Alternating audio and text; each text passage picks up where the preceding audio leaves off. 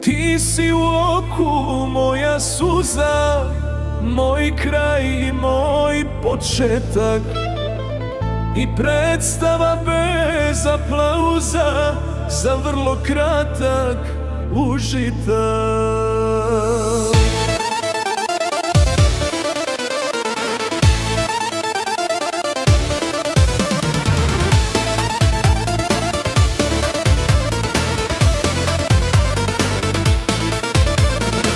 Predstavo moja ludo, osveti moja duša dala, ta mala puna hala očekuje od tebe čudo.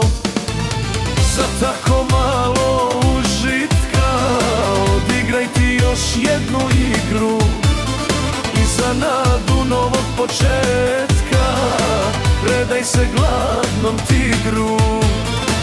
Jer i da mu se daš, on bi glavu pognuo, a ti to odlično znaš, ne bi na te posegnuo.